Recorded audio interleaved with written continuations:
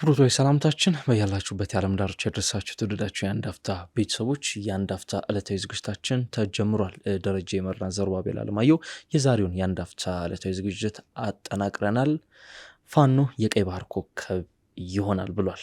ዘመነ ካሴ ቀይ ባህርን በተመለከተ አነጋጋሪ አስተያየት ሰጥቷል። ጀነራል ተፈራ ማሞ ደግሞ ለአቶ ጌታቸው ረዳ ሰሞነኛ ምላሽ ሰጥተዋል። ፋኖ ፕሪቶሪያ ስለተፈረመ ወደ ጦርነት አልገባም ነው የሚሉት ጀነራሉ። በስፋት እንፈትሸዋለን። ከአስመራ የጦርነት ነጋሪት ተጎስሟል። ፕሬዚዳንት ኢሳያስ አፈወርቂ የፈረንጆቹን 2026 አዲስ ዓመት አስመልክቶ አንድ ለእናቱ በሆነው ብሔራዊ ቴሌቪዥን ጣቢያቸው ላይ ቀርበው በግልጽ ጦርነት ኢትዮጵያ ላይ ሲያውጁ ተደምጠዋል። ከዚህ ጋር እያይዘን የሶማሌላንድንም ጉዳይ እንመለከታለን። አብራችሁን ቆዩ። ደሬ እንኳን ደህና መጣ። እንኳን ደህና ቆየኝ። ዛሬ ተረኞቹ እኛና አንተነን ጥሩ ቆይታ እንደሚኖረን እንግዲህ ተስፋ አደርጋለሁ። ተመልካቾቻችን እንግዲህ ሀሳብ አስተያየታችሁን እየሰጣችሁን አብራችሁን እንድትቆዩ ግብዣችን ነው። በርከት ያሉ ጉዳዮች የተነሱበት ሳምንት ነው። እኛ ግን መራርጠን ለዚህ ዝግጅት እንደዚሁም ደግሞ ለተመልካቾቻችን ይመጠናሉ ያልናቸውን ጉዳዮች ነው የምንዳስሰው። ከፋኖ አመራሮች መካከል አንዱ የሆነው አቶ ዘመነ ካሴ እንግዲህ ባለፈው ሳምንት እሱን የተመለከቱ አነጋጋሪ ዜናዎች ሲሰሙ ነበር። የአማራ ክልል ምክትል ርዕሰ መስተዳደሩ ዶክተር አብዱ ሁሴን ደውዬለት ነበረ ዘመነ ካሴ ጋር የሚል ነገር አንስተዋል። ዘመነ ካሴን መያዝ አልቻልም፣ ምክንያቱም ጥለው አያዝም ፈሪ ነው የሚል ነገር አንስተዋል። ይህን ተከትሎ ተከታታይ መግለጫዎችን አቶ ዘመነ ካሴ ሲያወጣ ተመልክተናል። ከዚያ ካወጣቸው መግለጫዎች መካከል አንዱ ለዚህ ዝግጅታችን የመወያያ ይሆናል። ታህሳስ 18 ነው የሚለው መግለጫው የወጣበት ቀን። በዚያ መግለጫ ላይ ስለ ጥምረቶች ከነ ቲፒኤልኤፍ ጋር ከሻዕቢያም ሆነ ከኦላ ጋር ስላለው የጥምረት ጉዳይ ያነሳላ። መሀል ላይ ግን ቀይ ባህርን በተመለከተ አንድ ጉዳይ ያነሳል። ፋኖ ቀጣዩ የቀይ ባህር ኮከብ ነው የሚል ነገር አንስቷል። ቀይ ባህር እንቆጣጠራለን፣ እኛንን የምንቆጣጠረው የሚል አስተያየትን ሰጥቷል። ይህንን የምንናገረው ዛሬ አይደለም፣ ትናንት በዘፈኖቻችን እንደዚሁም ደግሞ በቃላቶቻችን በስነ ቃሎቻችንም ተናግረን ነበር ሲል ትንቢታዊ በሱ አገላለጽ ትንቢታዊ ነው ያለውን ንግግር አንስቷል። እና ለምን በዚህ ጊዜ ዘመነ ካሴ ይህንን ንግግር ሊናገር ፈለገ?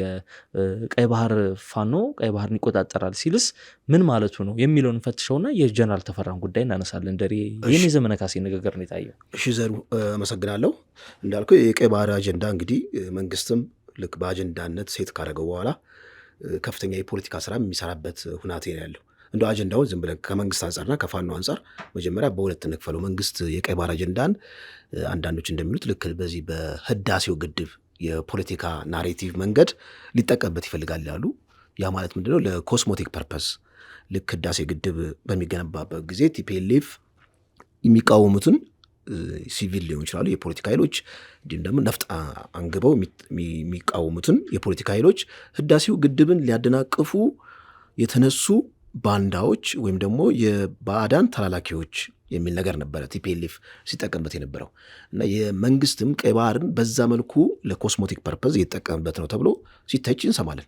ለምሳሌ ነፍጥ አንስተው የሚዋጉት ሊሆን ይችላሉ፣ በሲቪል የሚንቀሳቀሱ ሲቪል ፖለቲከኞች፣ እነሱንም የተወሰነ መንግስትን የሚያስቀይም አስተያየት ከሰጡ ወይም የትግል እንቅስቃሴ ካደረጉ የባዕዳን ተልዕኮ ያነገቡ ለኮስሞቲክ ፐርፐዝ እየተጠቀምበት እንደሆነ ሲተች አይተናል። በእርግጥ መንግስት በዚህ በኮስሞቲክ ፐርፐዝ ብቻ ከሆነ የፋኖ ወገንም ይችኛዋንም ስትራቴጂ እንደሚጠቀም የሚጠበቅ ነው። አሁን የፋኖ ስትመለከተው እንግዲህ ሁለቱ ባላንጣ ኃይሎች ናቸው። ፋኖን የሻዕቢያ ተላላኪ ወይም ደግሞ የባዕዳን ተላላኪ፣ የራሱ አጀንዳ የለው ተለጣፊ፣ እኛ ትልቅ ቢግ ፒክቸር እያሰብን ቀይ ባህርን እያሰብን የሀገር ሉዓላዊነት እያሰብን እነሱ በጥቃቅን የመንደር አጀንዳዎች እኛን ይጎቱቱናል ይላል የብልጽግና ዋነኛ የፖለቲካ መዘውር የሚያሽከረክሩት የፖለቲካ ኃይሎች ማለት ነው። ፋኖ ደግሞ ይህን ካውንተር ለማድረግ ከዚህ ቀደም ይህን ካውንተር ሲያደርግ የነበረው በምን ነበረ? አይ ቀይ ባህርን እኮ በተመለከተ ብልጽግና የምሩን አይደለም ቀይ ባህር የተባለ በጣም ትልቅ አጀንዳን ይቅርና አነስተኛ የሆነችውን መሬት በዚህ በሱዳን መስመር አልፋሽጋ የተባለውን የአልቡራን መንግስት በሚወርበት ጊዜ ምንም አላለም። ስለዚህ ብልጽግና ለሀገር ድንበር እንዲሁም ደግሞ ለሀገር ሉዓላዊነት ግድ የሚለው መንግስት አይደለም። በመሆኑም ቀይ ባህርንም ለኮስሞቲክ ፐርፐዝ ልክ በህዳሴ ገደም መንገድ ማለት ነው። ህዳሴ ግድብ ላይ ህወሓት ኢህአዴግ ሲጠቀምበት የነበረውን የፖለቲካ ንግድ አይነት ይሄኛውም መንግስት በዛ መልኩ የፖለቲካ ንግድ እየተጠቀመ ነው እንጂ ቀይ ባህርን በትክክል የምር ግድ የሚለው መንግስት አይደለም ብለው ይተቹታል። ልክ ሻዕቢያ እንደሚለው ማለት ነው የውስጥ የፖለቲካ ግለቱን ሽፍት ለማድረግ እንጂ የምርም አጀንዳው ማርኮቶ የስቦት አይደለም ወይም አጀንዳውን ለማስፈጸም አይደለም ነው የሚሉት። እንደዛ ነው የሚሉት። ልክ አሁን አልቡርሃን ትዝ ካለ አልቡርሃን የውስጥ ውጥረት ከሁለቱ አልቡርሃንና ያኛው RSF ውጥረት ውስጥ በገቡበት ጊዜ ቀጥታ ሄዶ ምንድን ያደረገው አልፋሽጋ ነው የወረረው።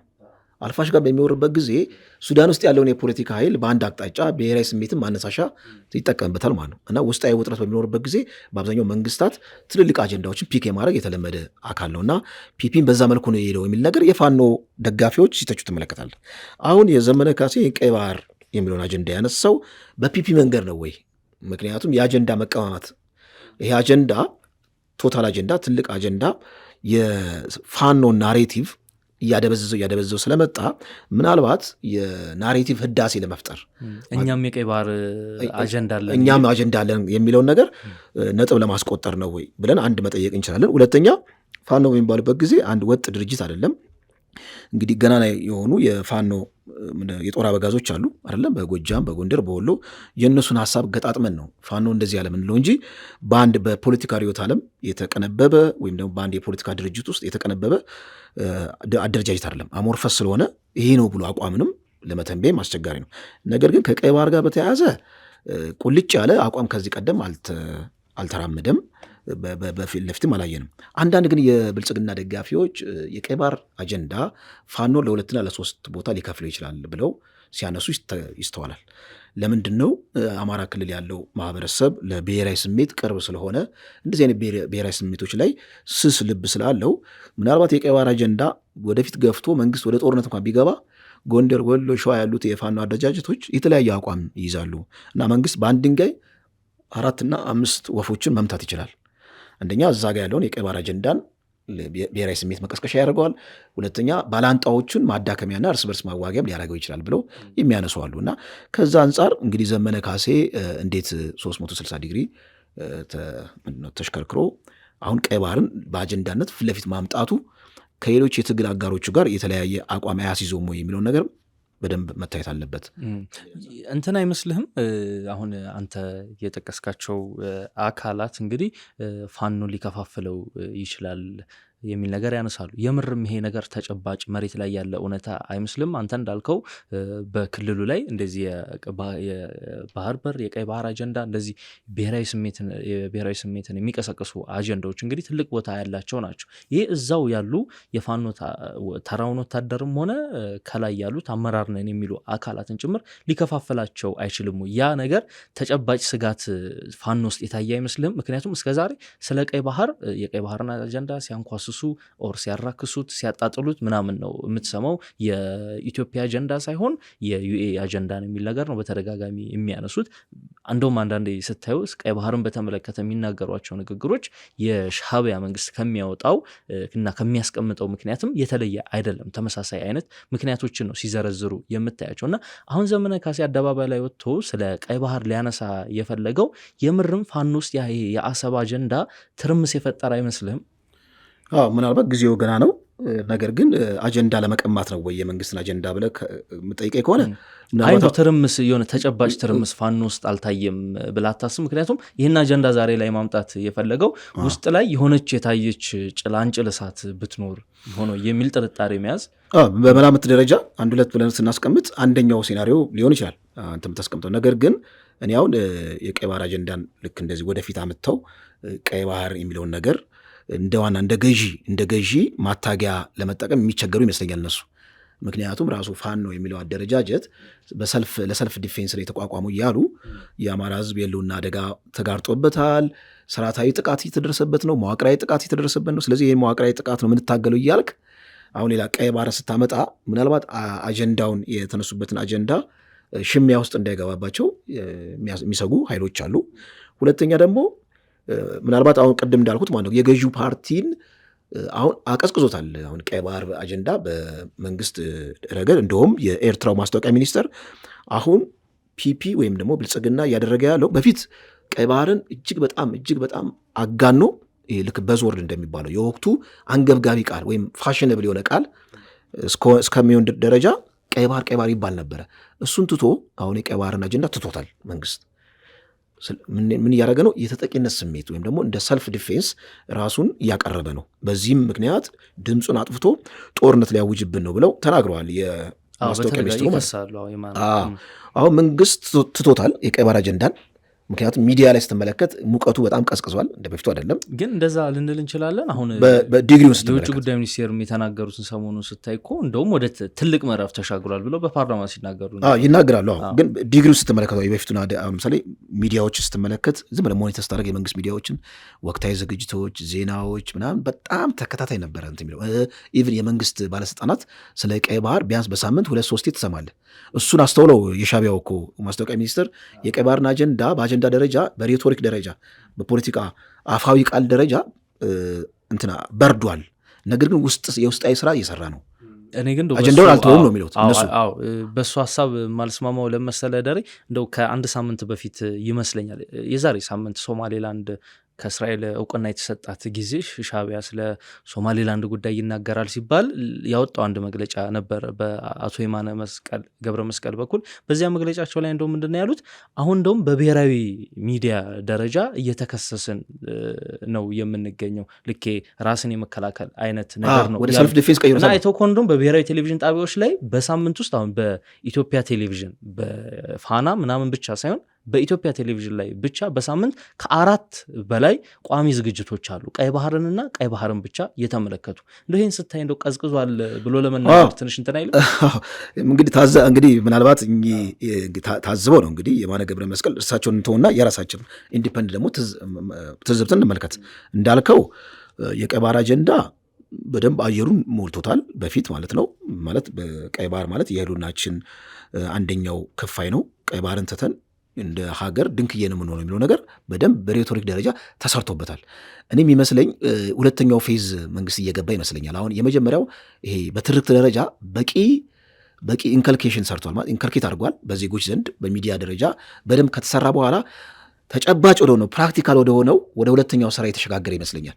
እና ሚዲያ ላይ እንደ መጀመሪያው ሞቅታ እየቀዘቀዘ የመጣው ወደ ፕራክቲካል ስራ እየገባ ይመስለኛል። ለዚህም ነው የማነ ገብረ መስቀል ድምፁን አጥፍቶ ሊያጠቃን ነው፣ አሁን ወደ ሰልፍ ዲፌንስ ቀይሮታል። በፊት ቀይ ባህር ላይ ብቻ ሙጥኝ ያለ የፖለቲካ ትርክት ነበር የሚያስተጋባው።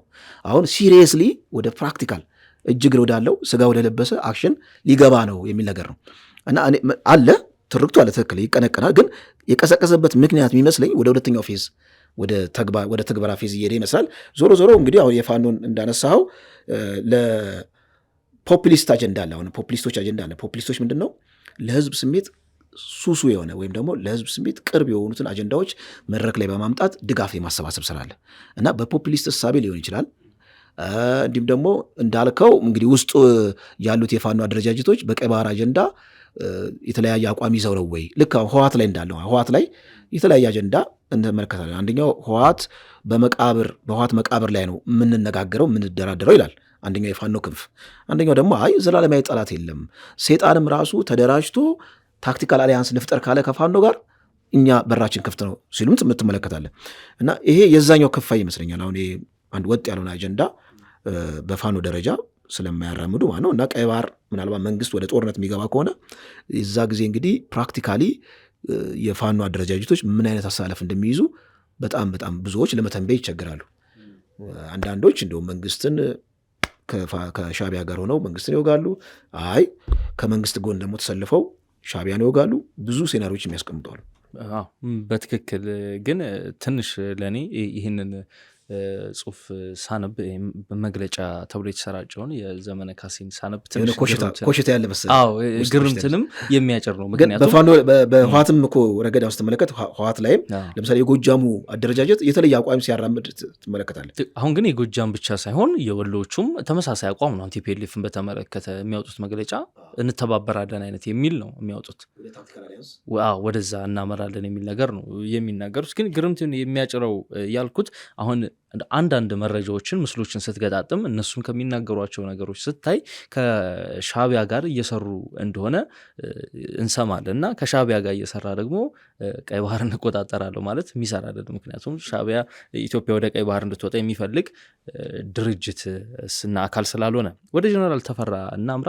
ጀነራል ተፈራ የቀድሞ የአማራ ልዩ ኃይል አዛዥ ነበሩ፣ የቀድሞ የመከላከያ አመራርም ነበሩ። በ2001 እና 2002 አካባቢም ላይ እንግዲህ በመፈንቅለ መንግስት በማሴር ከነ ጀነራል አሳምነው ጽጌ ጋር ከተከሰሱ ሰዎች መካከል የሚጠቀሱ ናቸው። በነ አቶ በ2010 የአማራ ክልል የመሪዎች ግድያም ላይ እንግዲህ ተጠርጥረው ታስረው ነበረ።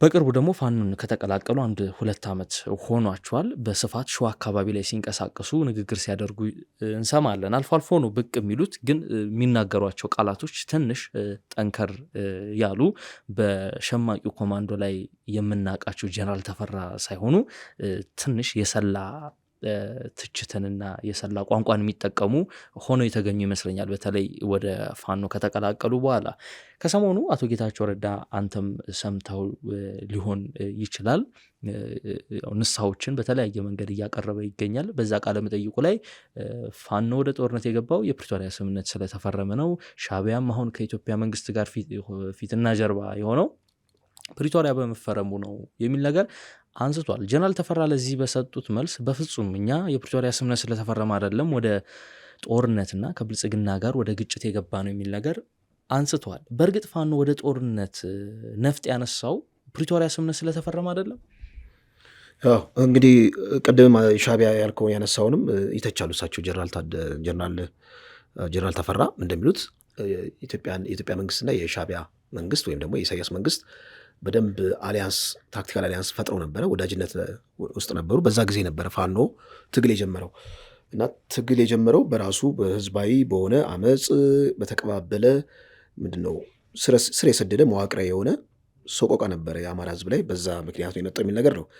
አንድ የሚያስቀምጡት ነገር አለ፣ ግን አንድ የማይካድ ነገር አለ። እሳቸው ባይሉትም እንግዲህ የአማራ ህዝብ እንደ ህዝብ መዋቅራዊ ጥቃት ሲፈጸምበት ነበር ላለፉት 30 ዓመታትን በለው ባያጭሩ ቢያንስ። ምክንያቱም ብሔር ብሔረሰብ የሚለው አጠቃላይ ትርክት በአማራ ህዝብ እሳቤ በዛ እሳቤ ኪሳራ ላይ ነው የተቆመረው ማለት ነው። እና ቲፒኤልኤፍ ኢህአዴግ ያን ነገር ሲያደርግ እንደነበረ የታወቀ ነው። ልክ አሁን የ66ቱ አብዮት ላይ ወታደሮች ደሞዝ ይጨመርልን ብለው ወደ አደባባይ ወጥተዋል። ያ ነው እንደ አብዮቱ መንስኤ። አንድ ትሪገሪንግ አቀጣጣይ ሊሆን ይችላል። ስለዚህ ፕሪቶሪያ ልክ እንደዛ እንደ ደሞዝ ጭማሪው ዝም ብላ ክብሪት ነገር ልትሆን ይችላለች። በአንተ እምነት ነው? ንባቤን ስመለከተው ማለት ነው ክብሪት ሊሆን ይችላል እንጂ አንደኛ ኪሙሌቲቭ የሆነ አንገር አለ። ከዛ ቀደም ኢቭን የለውጡ መንግስት ከመምጣቱ በፊት እኮ አንገር ነበረ፣ ኪሙሌቲቭ የሆነ ወደ ትግል ያላደገ ማለት ነው። ግን በደንብ ትሪት ካረከው ወደዛ ወደ ትግል የሚያድግ ትክክለኛ የመፍትሄ አማራጭ ከተወሰደለት ወደ አመፅ የሚያድግ በጣም የሆነ ሪዘንትመንት ነበራል በአማራ ክልል ውስጥ። ግን ወለጋ ለሚፈናቀል አማራ ጋሻና ላይ ነፍጥ አታነሳም አይደል? እንግዲህ ያው ምንድን ነው ብሔረተኞች ወደ ትግል በሚሄዱበት ጊዜ ምግብ ይፈልጋሉ። ምግቡ ምንድን ነው? ጭቆና፣ በደል፣ ለቅሶ እና የትም ቦታ የተፈጸመን በደልና ለቅሶ ለፖለቲካ ማርኬት ይጠቀሙበታል።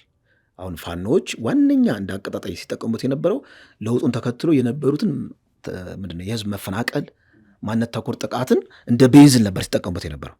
ያ የፖለቲካ ማርኬት ነው። ገብቶናል። እዛ ላይ ተፈጸመው እንዳልከው በስነ ልቦና፣ በአመለካከት፣ በታሪክ በብዙ መልኩ ላይ አይገናኝም። ወለጋ ያደገ አንድ የአማራ ብሔረሰብ ተወላጅ እና ጋሸና ያለ የብሔረሰብ ተወላጅ። ነገር ግን ብሔረተኛ ያንን አይደለም ታሳቢ የሚያደርገው። ብሔረተኛ ልክ እንደ ነዳጅ ለትግሉ ልክ እንደ ነዳጅ የሚጠቀምበትን ዋነኛ በደልና ጭቆናን እንደ ማገዶ እየተጠቀመ ወደፊት ይመጣል ማለት ነው። እና ምናልባት እዚህ ጋር ጀነራል ተፈራ ያስቀምጡት ምንድነው ፕሪቶሪያ ስምምነት አይደለም፣ ሪዘንትመንቱ ኪሙሌቲቭ ነው፣ ሲንከባል የመጣ ነው። በፕሪቶሪያ ስምምነት እንደውም መንግስትና ሻቢያ በጣም እንትን ነበሩ፣ ወዳጅ ነበሩ ይዛ አካባቢ ከመፈረሙ በፊት የሚል ነገር ነው ያስቀመጡት። ኤኒዌይስ እዚህ ጋር አያይዘው ያኔ ፕሪቶሪያ ሲፈረም ታስታውሳለህ? ለፕሪቶሪያ ተደራዳሪዎች ይመረጡ ምናምን በሚባልበት እኮ ወቅት እንደውም አማራን ወክለው መደራደር ያለባቸው ተብለው ከተመረጡ መካከል አንዱ ጀነራል ተፈራ፣ አሁን የአብን አመራር ዶክተር ደሳለኝ ጫኔ የመሳሰሉት ነበሩ። እና ያኔ ምናልባት እነሱ ተመርጠው ወደ ድርድር ገብተው ቢሆን ኖሮ በእርግጠኝነት የፋኖ ታጣቂዎች ነፍጥ ሊያነሱ ይችሉ ነበር። ከዛ በኋላ በተወሰነ ደረጃ እኮ ጋራዋሉ። ምንድን መሰለህ ሀሳቡ ነፍጥማ አንስተዋል እኮ የዛ ጊዜም እኮ ነፍጥ እኮ አንስተዋል። ግን ከመንግስት ጋር የመጋጨትና ወደ ፉል ስኬል ጦርነት ወይም ወደ ፉል ስኬል ሆነ ግጭት አልገቡም የሚል ነገር ነው አይደለ? አሁን ፕሪቶሪያ ስምምነት ላይ አንድ ከመንግስት የሚታቸው ምንድን ነው? መንግስት ጠቅላይ ሚኒስትሩ መጡና በፓርላማ ድንገት ነው ያበሰሩት። ኢቨን ፓርላማው ራሱ አላወቅም። በመንግስት ቅርጽ ሳይሆን በፓርቲ ቅርጽ ነው ፕሪቶሪያ ስምምነት የተካሄደው። ለመሰለ በመንግስት ቅርጽ ቢሆን ኖሮ ሃውስ ኦፍ ፌዴሬሽን፣ የተወካዮች ምክር ቤት እንዲሁም ደግሞ የክልል ምክር ቤቶች መክረውበት ተወካዮቻቸውን ከአማራ ከአፋር ሊሆን ይችላል የሚመለከታቸው ስቴክሆልደር መነሳት ነበረበት አስቀድሞ ማለት ምክንያቱም የተወካዮች ምክር ቤት ስልጣን ስላለው ማለት ነው። እና ከትግራይ እንደዚህ ምክር ቤቶች ከካውንስል ነገር ተቋቁሞ ወደ ንግግር ቢካሄድ እንዳልከው ግጭቱ በዚህ ደረጃ አስከፊ በሆነ መልኩ ሊስፋፋ አይችልም። ብዙ አናሊስቶችም ይህን ነገር ይስማማሉ፣ ይጽፋሉ። እና በመንግስት ወገን በጣም እዛ ጋ በጣም ኬርለስ የመሆንና በትክክል ጉዳዩን በጥንቃቄ ያለመያዝ ችግር ነበረ። በፓርቲ ቅርጽ ነበረ፣ በመንግስት ቅርጽ ሳይሆን በፓርቲ ቅርጽ ነው ቲፒኤልኤፍ እና ምንድነው ገዢው መንግስት ፓርቲ የተነጋገሩት ማለት ነው ስትመለከተው። ምክንያቱም አንደኛ ጠቅላይ ሚኒስትሩ መጡ፣ ያን ነገር አበሰሩ፣ ፓርላማው ራሱ አልተወያየበትም የሚል ነገር ነው። ዞሮ ይህ ሰፊ ሀሳብ ነው። ጀነራል ተፈራ እንግዲህ ቀጥታ ጌታቸው ረዳን ነው አታክ ያደረጉት። ጌታቸው ረዳ ወደ ሚዲያ የመጡት የሚሉት አንዳንዶች እዛ አልጀዚራ ላይ ብዙ ፋውሎች ሰርተዋል፣ መንግስትን ቀጥታ የጄኖሳይድ ዋነኛ ካፕቴን ነው፣ ዘዋሪ ነው፣ እንደውም ጠቅላይ ሚኒስትሩን ዘዋሪ ናቸው፣ ካፕቴን ናቸው ብሎ ተናግረዋል እዛ ላይ ማለት ነው። ያ እዛ ጋር የፖለቲካ አቋም እንደሆነ ጄኖሳይድ የሚለው በራሱ በጣም መጠናት እንዳለበት በጣም በዓለም አቀፍ ህግ አዋቂዎች ተጠንቶ ድምዳሜ ይደረስበት የነበረ። እኛ ግን ጫካ ውስጥ ምንድነው የፖለቲካ አቋም ነው የያዝ ነው፣ ይሄ ነገር ተጠንቶ ወደፊት የሚደረስበት ነው የሚለውን ነገር እንኳን ቢያንስ በተወሰነ ደረጃ ለዲቤት እንኳን ከፍታ አያደርጉትም። ደምድሞ ነው እዛ አልጀዚራ ላይ ጄኖሳይድ ኮሚት ተደርጓል፣ የዛም ደግሞ ሊደር ጠቅላይ ሚኒስትሩ ነው የሚለው ነገር ትንሽ የፖለቲካ ነጥብ አስጥሏቸዋል መሰለኝ። እና እሱን ካውንተር ለማድረግ ወይም ደግሞ ንስሐ ለመግባት እንግዲህ ወደ 2 ሰዓት ወደ የሚፈጅ ኢንተርቪው አድርገዋል። እና እዛ ላይ እንደውም ፋኖን አንደኛ የጄኖሳይድ ዋና ዘዋሪ አድርገዋል። 75% የሻዕቢያ ከዛ ደግሞ 15% ውስጥ ድርሻ አላቸው ፋኖና ሌሎች አካላት አሉ። ኢቨን እንደውም በፊት የሚኮኑትን መንግስት ራሱ ከ15% ውስጥ ራሱ አላካትቱትም። እና ምናልባት ይሄ ክራይሲስ የፈጠረባቸው የስነ ልቦና ክራይሲስ እዛ የፈጠሩት አይ ቲንክ ግሬቭ ሚስቴክ፣ እሱን ስህተትን በስህተት ለማጣፋት የሄዱበት ነው። ጀነራል ተፈራም እንግዲህ ያንን አይተው መሰለኝ ካውንተር ለማድረግ የሞከሩት። በጣም ጥሩ። እንግዲህ ጀነራል ተፈራ በርከት ያሉ ጉዳዮችን ነው ለአቶ ጌታቸው ረዳ ምላሽ የሰጡት። አቶ ጌታቸው ረዳ ቃለ መጠይቅ በራሱ በርከት ያሉ ጉዳዮች እየተነሱበት ያለ አከራካሪም አወያይ የሚሆነ ጉዳይ ነው። ወደ ቀጣይ አጀንዳችን ስናመራ የምናገኘው ከአስመራ በኩል የተደለቀውን የጦር ድቤ ነው። የ2026 የፈረንጆቹን አዲስ ዓመት አስመልክቶ እንግዲህ በርካታ መልእክቶች ተላልፈዋል። ከነዛ መካከል አቶ ኢሳያስ አፈወርቂ ያስተላለፉት መልእክት የሚጠቀስ ነው። ከባድ ዓመት እንዳሳለፉ ጠቅሰዋል። ይሁንና ግን ያንን በጀግንነት እንዳለፉ የተለመደው ሻዕቢያዊ ዲስኩር አሰምተዋል። ከዛ በተጨማሪ እየፎከሩብን ነው ባህራችንን ለመውሰድ የሚል ንግግር አንስተዋል እና ይህንንም እንደሚከላከሉ ሲናገሩ በኤርትራ ብሔራዊ ቴሌቪዥን ላይ በተላለፈ ዝግጅት ላይ ለማድመጥ ችለናል።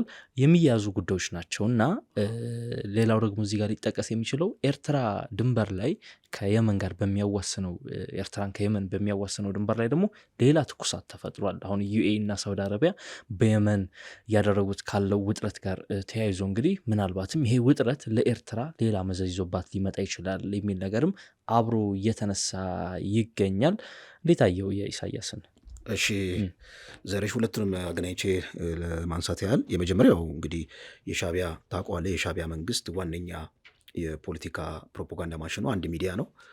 እኔ የአሁኑን ቪዲዮ ተመልክተ የ1990 ልክ ምንድነው 1993 ከነጻነታቸውን ሲያውጁ የነበረውን ክብረ በዓል ሁለቱን መሳ ለመሳ ብታስቀምጠው ምንም አይነት የጥራት የይዘት ልዩነት የለውም እና የመንግስቱን ባህሪ በደንብ ያሳያል።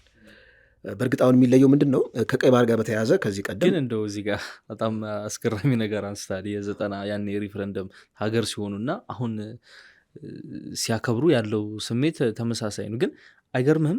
አሁንም በዚህ ነጻነታቸው እየተደሰቱ መሆኑ ግርምት አይጨርም? በጣም ያው እንግዲህ ህዝብን የምታውቀው የህዝብን ሪዘንትመንት የምታውቀው ልክ አምባገነኖች ሲወድቁ ነው። እንኳን ሻዕቢያን ወይም ኢሳያስን ይቅርና ሊቢያችን የመሰለች ሀገር ዜጎቹ በጣም በቃ በቧንቧ ወተት የሚመጣላቸው ነበር ይመስለው። ሁሉም የሚቀናባቸው ነበር። ልክ ጋዳፊ በሚወድቅበት ጊዜ የሊቢያ ገመና ጉድ ሲወጣ ተመልክተናል። እና አምባገነኖች ሰላም ያለ ያስመስሉታል፣ መድረክ ላይ ያስወጣሉ። ያው የካድሬ ፖለቲካ ነው፣ ሞቢላይዜሽን ነው፣ ፓርቲሲፔሽን ሳይሆን ትሩ ፓርቲሲፔሽን አይደለም፣ ሞቢላይዜሽን ነው።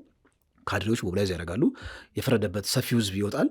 ከዛ በኋላ ድጋፉን ያሳያል። እና ይህ የተለመደ የአምባገነን መንግስታት ዲስኩር ነው። ስትመለል ለውጭ ተመልካቹ እንደው ህዝቡ የደላ ይመስላል፣ የተመቸ ይመስላል፣ አንድነት ያለ ይመስላል።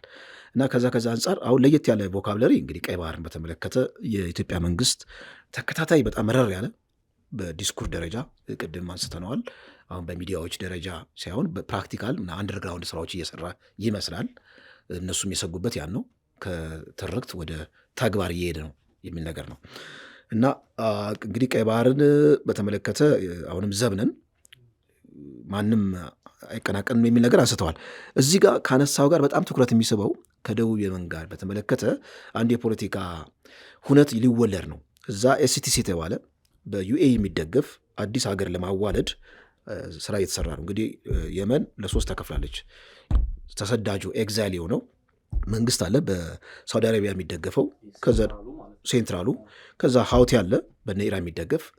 ዩኤኢ ደግሞ የተባበሩት አረብ ኤምሬት ደግሞ ደቡብ የመን አካባቢ ኤስቲሲ ወይም ደግሞ የሽግግር መንግስት የሚል አዲስ ተገንጣይ ቡድን ደግፋ እንደውም ሳውዲ አረቢያን በጣም ተቆጥታ ጥቃት ሁሉ ጀምራለች።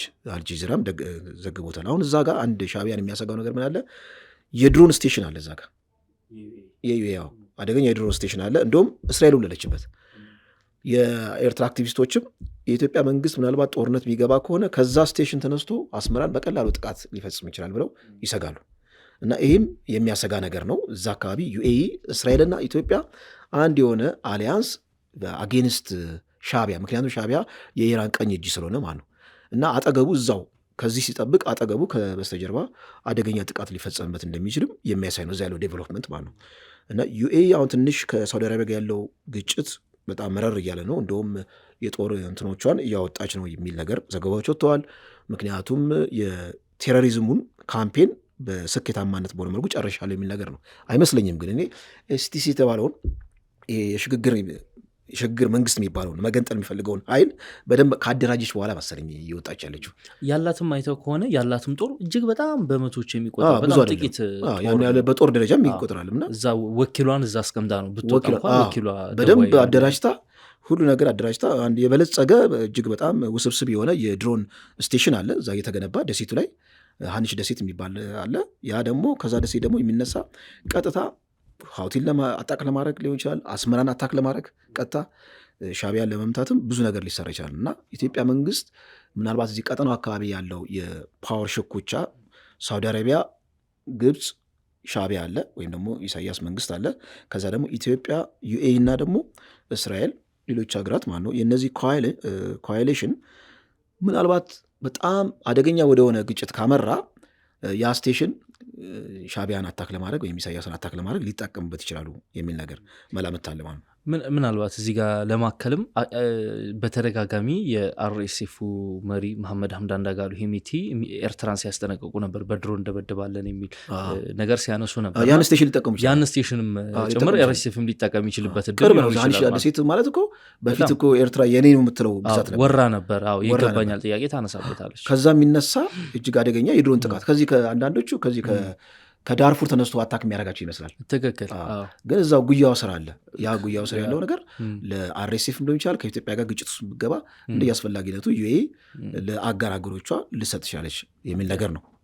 እዚሁ ጋር ተያይዞ እንግዲህ ሊነሳ የሚችለው ምናልባት ካነሳው የሶማሌላንድም ጉዳይ የሶማሌላንድም አብሮ የሚነሳ ምናልባት እውቅና የምትሰጥ ይመስላል ኢትዮጵያ አሁን አሰጥም። እኔ እንደኔ ንባብ ወይም ደግሞ እንደ ተንታኞችም ብዙ እንዳነበብኩትም ኢትዮጵያ ሪስክ አለው አሁን መስጠቱ፣ ምንም የሚያጣድፋት ነገር የለም። ከዛ ይልቅ አሁን ትልቁ ነገር የመሰራች ያገኙት አሜሪካ ጫፍ ላይ ደርሳለች እውቅና ለመስጠት ለሶማሌላንድ። ለምንድነው እንደዚህ ያልኩት? የሶማሌላንድ ባለስልጣናት በሚቀጥለው ሳምንት ለወታደራዊና ለዲፕሎማሲያዊ የሁለትዮሽ ግንኙነት ወይም ደግሞ ለመፈራረም ወደ ዋይት ሀውስ ያመራሉ። ያ ማለት እንግዲህ አንድ ክፍለ ሀገር አይሄድም፣ በሀገር ስታትስ ነው የምትሄደው። ስትሄድ ያንን ተከትሎ እውቅና የሚሰጥበት ተንደሲው ከፍተኛ ነው የሚል ነገር ነው። አንዳንዶች የትራምፕን ንግግር ከቁብ ቆጥረው አይ አሜሪካ ለውጭ ጉዳይ ፖሊሲ አልተቀየረም፣ ካሁን በኋላ ሶማሊላንድን እውቅና ለመስጠት የሚያስችል ምንም ቅድመ ዝግጅት የለም የሚለውን ነገር ተባበሩት መንግስታት ላይ ቀርበው ተናግረዋል ተወካዩ። ነገር ግን በትራምፕ ዲፕሎማሲ መንገድ የትራምፕ የዲፕሎማሲ መስመር ትንሽ ለወጥ ያለ የተለየ ነው። ትራንዛክሽናል ዲፕሎማሲ ይባላል። ልክ እንደ ሱቅ ንግድ ነው። ምን አለ ምን ልስጥ ነው። አሁን ሶማሊላንድ ምን አላት? በጣም አስፈላጊ የሆነ ስቴሽን አላት። አስፈላጊ የሆነ ስትራቴጂክ ቦታ አላት። የአካባቢ በጣም ኪ ነገር ነው። እንግዲህ እስራኤል እውቅና በምሰጥበት ጊዜ በሶስት ነገሮች ነው የተስማሙት ነው የሚባለው። አንደኛው የአብርሃም ስምምነትን ተቀብላለች። የአብርሃም ስምምነትን ከጊዜ ወደ ጊዜ ብዙ አረብ ሀገሮች እየተቀበሉ ነው። ሞሮኮ፣ ባህሬን፣ ዩኤኢ እነዚህ ሁሉ ተቀብለዋል። ያ ማለት ምንድነው? እስራኤል የሶማሊላንድን አጀንዳ ምንድነው አረቦችን መክፈያ አድርገዋለች። ሁለት የፖለቲካ ኃይል እንዲፈጠር እያደረገች ነው እና የእስራኤል አሸናፊነትም እየወጣ ነው የሚል ነገር ነው። ስለዚህ ሶስት ነገር ነው። አንደኛው ምንድነው? የአብርሃም ስምምነት ተቀብለዋል። ሁለተኛው የጋዛ ስደተኞችን እዛ ለመቀበል ተስማምተዋል። ሶስተኛ ኤደን ባህረ ሰላጤ ላይ የጦር ቤዝ መስጠት ነው። እነዚህ ነገሮች ተስማምተው ነው እንግዲህ እውቅናና እንዲሁም ደግሞ ከእስራኤል ጋር የሁለትዮሽ ግንኙነት ያደርጉት። አሁንም ይህን ነገር ቀጥታ አሜሪካ የምትፈልገው የአሜሪካ የውጭ ጉዳይ ፖሊሲ ጋር የሚጋራ ኩታ ገጠም ነገር ነው እና አሜሪካ ቀጣዩ እውቅና ሰጪ ነች። ቀጥሎ ኢትዮጵያ የሚመስለኝ እውቅና ሳሰጥ ነገር ግን በሀገር ደረጃ ስታተስ ግንኙነት መፍጠር የሚችልበት አካሄዶች አሉ። እውቅና ሳሰጥ ማለት አሁንም አለ። ልክ ዘመን ጀምሮ የነበረ አለ። ቆንስላ መክፈት አይደል? በቆንስላ ታደርጋለህ፣ በሱ አለ። በቆንስላ ደረጃ ትገናኛለህ እና ሀገር የሚመስል ግንኙነት ማድረግ ትችላለህ። ምክንያቱም ኢትዮጵያ ከዚህ ከአፍሪካ ህብረት ጋር የሚገናኝ ነገር አለ። አፍሪካኖች ሊያድሙባት የሚችሉ ነገር አለ። ቀጠናው ላይ ደግሞ የሆነ አይዞሌት ሊያደርጓት ይችላል ብለው የሚሰጉ አሉ። ነገር ግን ኢትዮጵያ ከነ ዩኤስኤ ከነ እስራኤል ጋር አሊያንስ ክሬት ካረገች እና የፖለቲካ አሳልፏን በደንብ ጥርት ባለመልኩ ካስኬደች እኔ ያን ያህል ችግር የሚፈጠር አይሆንም። ከነ አሜሪካ በኋላ እውቅና ብሰጥም ጥይት ከበረደ በኋላ እሳቱ ከበረደ በኋላ ያን ያህል ችግር የሚፈጥር አይመስለኝም። አዎ፣ ግን እዚህ ጋር አሁን ጥያቄ ይነሳል። አሁን እንደው መረጃዎች እንደሚያመላክቱት አሁን ከእስራኤል ቀጥሎ እውቅና ትሰጣለች እየተባለ ያለው ሞሮኮ ነች። ምክንያቱም እዛ ጋር የሰብሳራን ሀገራት ሊገነጠልባት ስለሚችል ምዕራብ እዛ አካባቢ ለሱ በሚል ልትሰጥ ትችላለች። ደቡብ ሱዳንም እንደዚሁ የሚል ነገር ሲነሳ እናደንዳለን። ግን ኢትዮጵያ ፈጥና ብትሰጥ ምንድን ነው የምታጣው የምትጎዳው? ሁለተኛ ደግሞ ኢትዮጵያ ዘግይታ ብትሰጥ እውቅና የምታጣው ነገር አይኖርም ወይ? አሁን ዘግይታ ሰጥታ ምናልባትም ከሶማሌላንድ ልታገኝ ያለችውን የባህር በር ልታጣ አትችልም ወይ ዘግይታ በመስጠቷ? በጣም ግሩም ጥያቄ ነው ያነሳው። አንድ ትንታኔ አንብቤ ነበር ከዚህ ቀደም። ምንድን ነው የሚለው? ኢትዮጵያ አስቀድማ እውቅና ብትሰጥ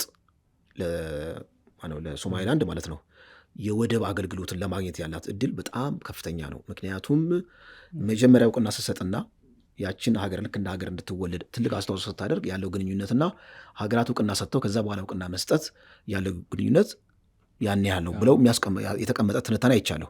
10ኛ ላይ ብትሰጥ ምንም የለውም የሚል ነገር አለ እና እንደውም ፈጥና፣ ምክንያቱም አሁን በቅርቡ እስራኤልና አሜሪካ እውቅና ይሰጣሉ ብሎ ተንብዮአል ጸሐፊው፣ መስጠታቸው አይቀርም። ስለዚህ ኢትዮጵያ ፈጥና እውቅና ብትሰጥ ይሄንን ፖርት የሲ አክሰስን በአጭሩ የምታገኝበት አማራጭ ከፍተኛ ነው። እንግዲህ ጽሁፍ የጻፈው የእስራኤሎች እንቅስቃሴ የታወቀ ነው። የሞሳድ አንደርግራውንድ ስራ በቅርቡ የተገኘው በጣም ስውር የሆነ የወታደራዊ ቤዝ ተገኝቷል። የድሮን ስቴሽን ያለው ምን ያለው እጅግ በጣም የተወሳሰበ የወታደራዊ ቤዝ ተገኝቷል። ይህ እንግዲህ የተገነባው በጣም ቆይቷል ማለት ነው ከእስራኤል ጋር ያለው ግንኙነት እና ኢትዮጵያ እውቅና ብትሰጥ እስራኤል ስለምትከተል ሌሎችም ስለሚከተሉ ያን ያህል ጭወት አይኖርም፣ አድቫንቴጁ ከፍተኛ ነው ብለው ያስቀምጣል። ግን ምናልባት ኢትዮጵያ ይሄ ሌክዠሪ እንዳይኖራት የሚያደርገው ኢንተርናል ፖለቲክሷ የምትመካበት አይደለም። ማለት ፍራጃይል ነገር የመሆን ነገር አለ አይደለ? ብዙ እዚህም እዛም ግጭት አለ። ስለዚህ እንደ ሀገር የምትቆምበት ለአንድ ብሔራዊ ጥቅም ዘብ ሆነ ውስጣዊ ችግሮችን በቀላሉ ፈተህ ሀገርን ዲፌንድ የምታደርግበት የፖለቲካ ቁመና ላይ አይደለንም አሁን የለንም። ስለዚህ ውስጣዊ ድክመት ስላለብን፣ ውስጣዊ ችግር ስላለብን ኢትዮጵያ ወደ እውቅና ብትሄድ ጠላቶቿ ውስጥ ያሉትን ተቃዋሚዎች የበለጠ ለማወደል የበለጠ ለማደራጀት ፕሪቴክስት ያገኛሉ እና ያ ፕሪቴክስት ያ ደግሞ ቀዳዳ ያ መስኮት ኢትዮጵያን ወደ ፍርሰት ወደ ሌላ ትርምስ ሊከታት ይችላል እና እውቅና መስጠቱ አስቀድሞ ካላት የፖለቲካ ምስቅልቅል አንጻር ውሃ የሚያነሳ አይደለም ተብሎ ሊተነተን ይችላል የሚል ነገር ነው። ስትመለከተው ሚዛናዊ ይመስላል። ምናልባት ግን ሚዛናዊ ነው እንደኔ እምነት። በግሌ ያሉትን ነገሮች ሳመዛዘናቸው ሪስክ ተወስዶ ቀድሞ እውቅና መስጠቱ ከእስራኤል ቀጥሎ የሚሻል ይመስለኛል። ምክንያቱም ካለው የባህር በር ፍላጎትና ምክንያቱም አሁን ጅቡቲና ግብጽ ምን እያደረጉ እንዳለ ይታወቃል።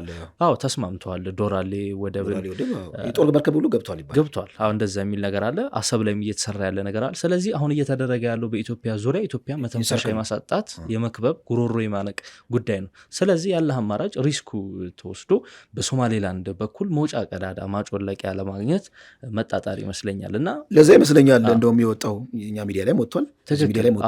ኢትዮጵያ በሰበር ዜና እንደውም እውቅና ልሰጥ ነው ዛሬ የሚል ነገር ወጥቶ ነበር። የሶማሌላንድ የዜና ምንጮችን ዋቢ አድርገን አውጥተኑ ነበር። እንግዲህ በቀጣይ ኢትዮጵያ ልትሰጥ ትችላለች፣ ማ ሊከተል ይችላል የሚለው ጉዳይ እንግዲህ በርካታ አስተያየት እየተነሳበት ነው የሚገኘው። እኛም እንግዲህ የዝግጅታችን እና የውይይታችን አካል አድርገነዋል። ተመልካቾቻችን እንግዲህ በውይይታችን ሀሳቦችን እንዳገኛችሁ ተስፋ እናደርጋለን። ደሬ የዛሬውን የዕለታዊ ዝግጅታችን እዚህ ላይ እንቋጭ። የተወዳጁ ተመልካቾቻችን አብራችሁን ስለቆያችሁ እጅግ አድርገን እናመሰግናለን። መልካም ምሽት።